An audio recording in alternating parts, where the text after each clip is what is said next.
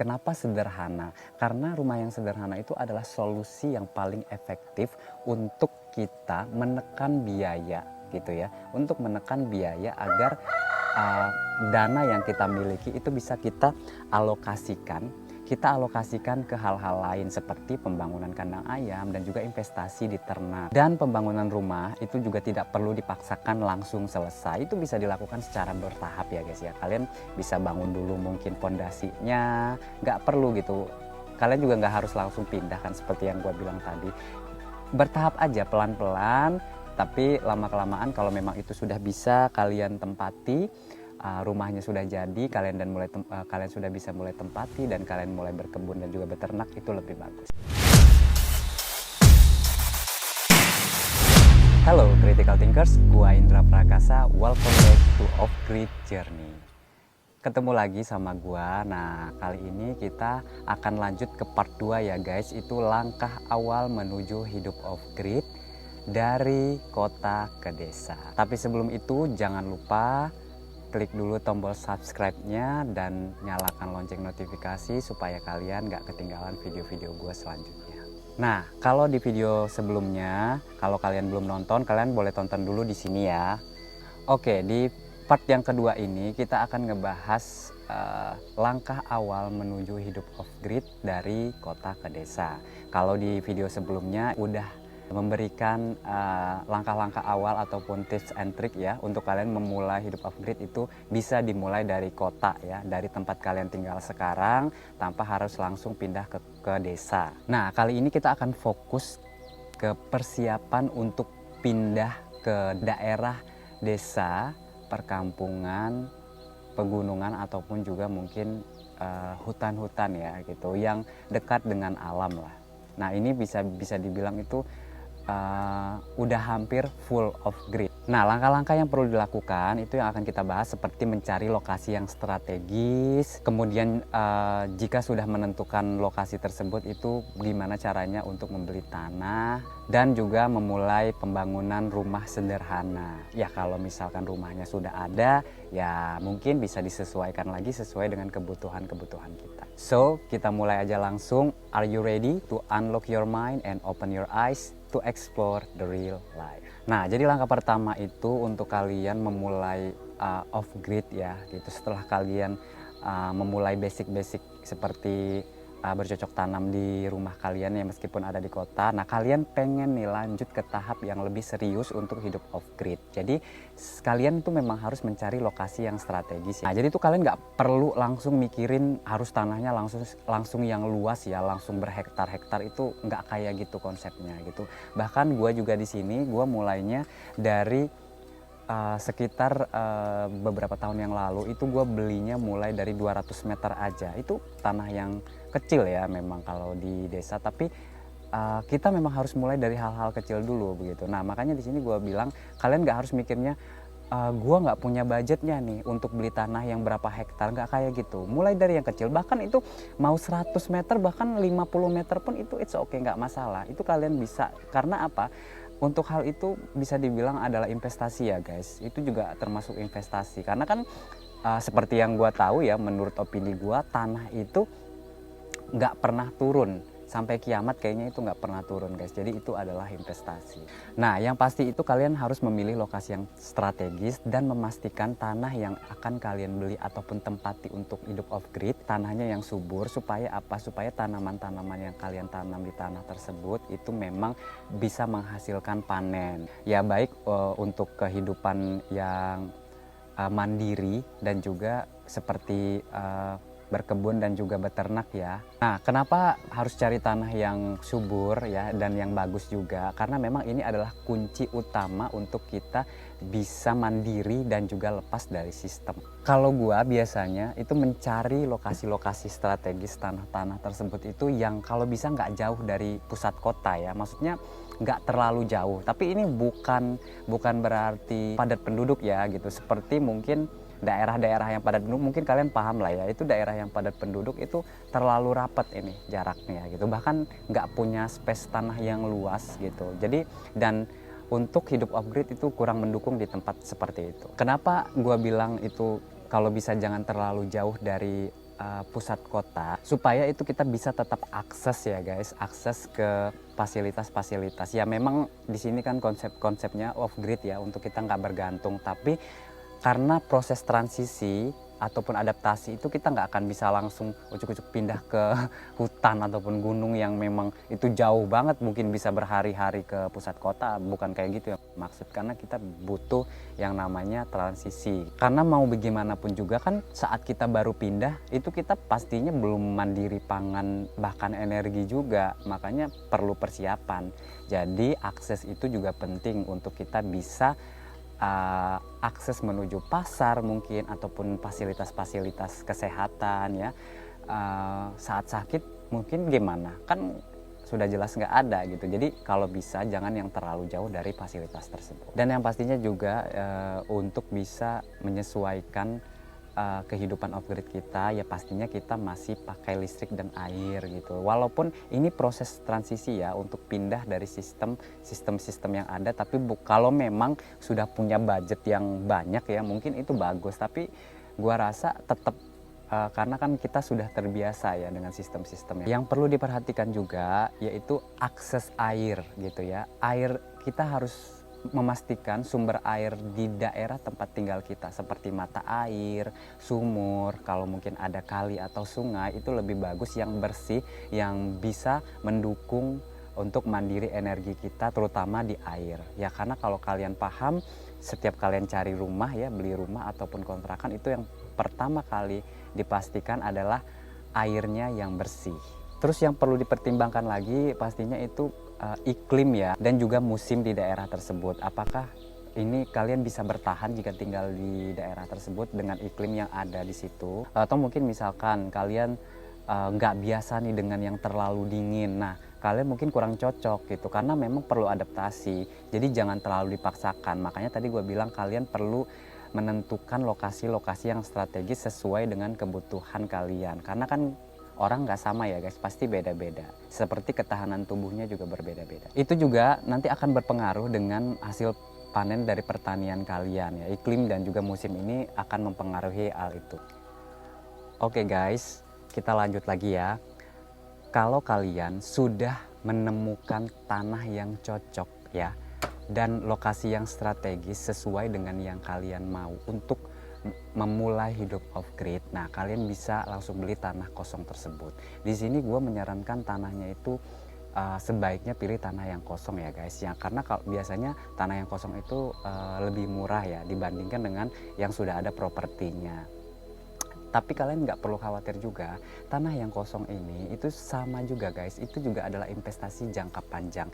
Yang perlu dipastiin tanahnya itu subur aja dan tidak jauh ataupun dekat dengan sumber air yang sehat lah. Seperti yang gue bilang tadi juga, itu soal ukuran tanah, itu kalian nggak perlu memaksakan untuk membeli tanah yang luas ya guys ya. Tanahnya beli yang kecil aja dulu, kayak yang gue bilang tadi. Ya 100 meter itu cukup kok gitu. Ya kalau misalnya lebih luas lagi itu lebih bagus. Tapi kan di sini nggak semua orang punya budget yang seperti itu. Kalau kalian sudah memastikan tanah tersebut adalah tempat yang cocok untuk kalian melakukan hidup off grid ataupun memulai hidup off grid ya, untuk kalian bercocok tanam dan tinggal di tempat itu, kalian boleh langsung beli dengan memastikan surat-surat tanah dan lain sebagainya itu legal ya guys ya secara hukum. Yang pastinya tanah yang tidak terlalu luas juga itu penting untuk kalian bisa memulai hidup secara bertani dan hidup mandiri. Nah setelah tanahnya tadi sudah dibeli ya, itu selamat guys, kalian sudah memulai langkah selanjutnya dalam memulai hidup off grid. Nah setelah itu kalian sudah bisa mulai memikirkan bagaimana caranya membangun rumah yang sederhana di tanah kalian tersebut.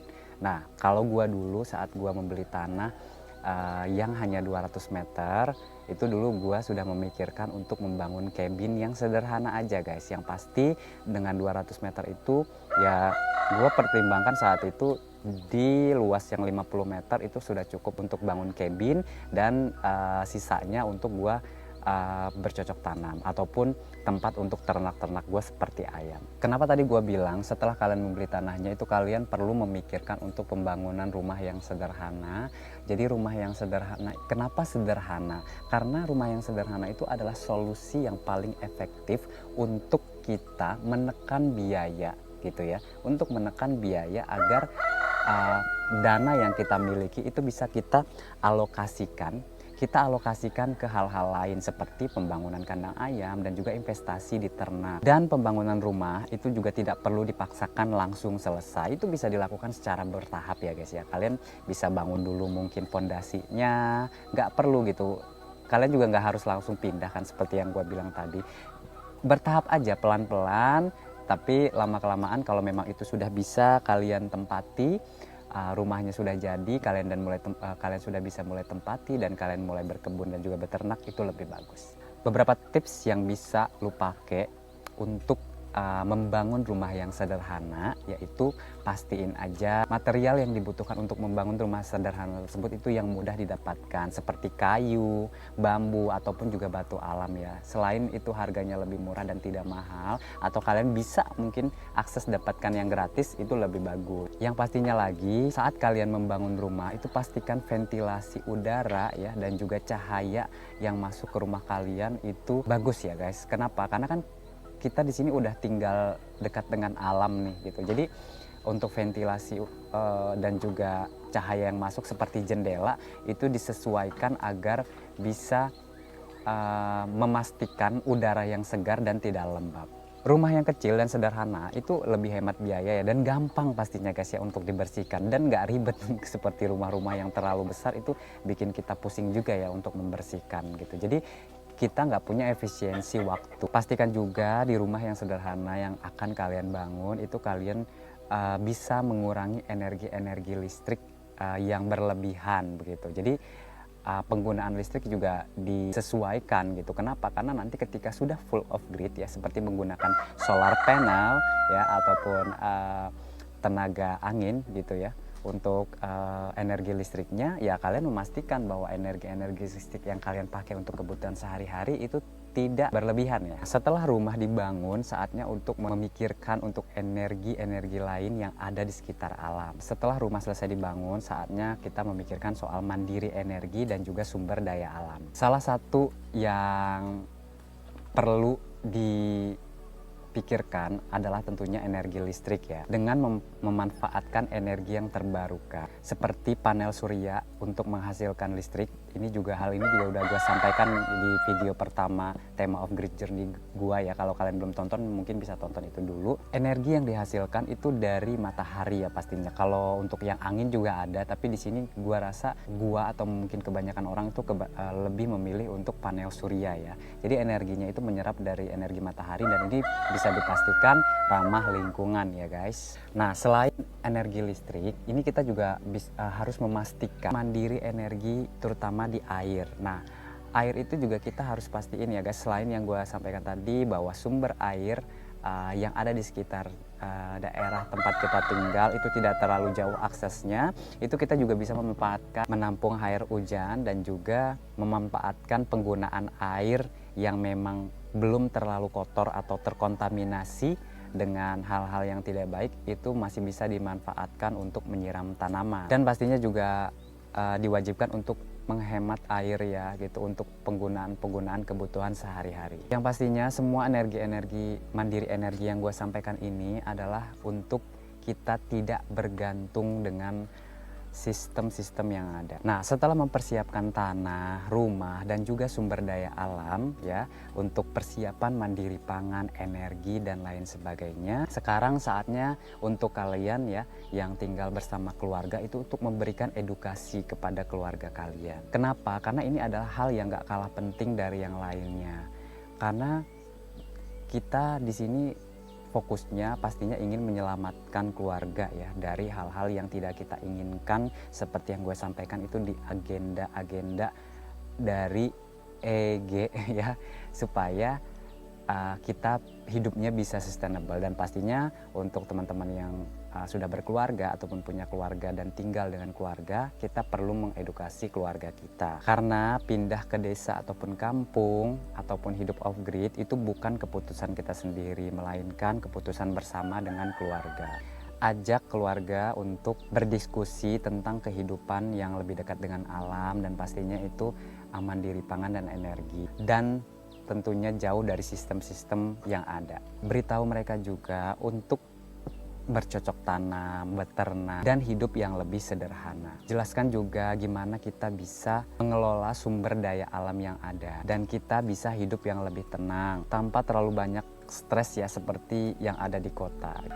Gua paham bahwa memilih hidup off grid itu nggak gampang karena ada tantangan-tantangan tersendiri. Tapi ketika kita nggak mulai dari hal yang kecil, itu akan sulit buat kita untuk sampai ke tahap selanjutnya. Terutama bagi lo yang masih tinggal di kota dan terbiasa dengan kehidupan yang diatur oleh sistem yang ada di kota. Tapi ingat, perubahan itu pasti ada tantangan ya guys ya. Yang penting lo bisa mulai dari langkah yang kecil dan juga bertahap. Jangan terlalu cepat merasa takut dan juga ragu. Semua ini itu bisa dihadapi dengan pemikiran yang matang. Pindah ke desa ataupun hidup off grid itu adalah keputusan yang besar dan gak selalu mudah. Tapi kalau lu udah mempersiapkan diri, pasti lu bisa menghadapi tantangan-tantangan yang ada. Yang paling penting adalah mempersiapkan diri dengan baik, pelajari hal-hal yang memang sebelumnya memang belum kalian pelajari. Pastikan tekad dan komitmen juga yang kuat untuk bisa hidup mandiri dan juga berdampingan dengan alam. Jadi langkah-langkah awal untuk mempersiapkan hidup off grid, ini gue coba rangkum lagi ya. Yang pertama adalah cek lokasi yang strategis untuk beli tanah, kemudian mempersiapkan pembangunan rumah yang sederhana, kemudian juga memastikan sumber daya alam agar bisa mencukupi kebutuhan sehari-hari ya, seperti energi dan juga pangan. Hal ini adalah untuk investasi jangka panjang untuk kita ya, dan juga tentu untuk keluarga. Makanya perlu untuk edukasi keluarga juga agar bisa paham bahwa hidup yang akan dilakukan itu adalah hidup yang baik. Semuanya bisa dilakukan dengan langkah kecil, seperti kalian saat masih tinggal di kota, kalian gak harus pindah dulu ke kampung, tapi kalian bisa mulai. Setelah kalian merasakan kebebasan, itu pasti kalian akan sama kayak gua ngerasain gak ada penyesalan. Semoga video part kedua ini untuk langkah awal melakukan hidup off grid itu bisa bermanfaat buat teman-teman semuanya dan memberikan gambaran-gambaran yang jelas bagaimana memulai hidup off grid dimulai dari kota dan pindah ke desa. Jangan lupa juga untuk mempersiapkan hal-hal kecil ya yang seperti gua sampaikan tadi untuk memulainya juga. Yang pasti jangan takut untuk mulai. Nah, kalau kalian punya pertanyaan atau ide-ide lain soal memulai hidup off grid ini, kalian boleh komen di bawah ya. Sampai jumpa di video gua selanjutnya. Tapi sebelum itu kalian jangan lupa subscribe dulu dan nyalakan lonceng notifikasinya, like dan share juga video ini supaya kalian bisa membagikannya dengan teman-teman. Semoga perjalanan off grid kalian semakin jelas. Remember who you are, your life, your choice. Thank you.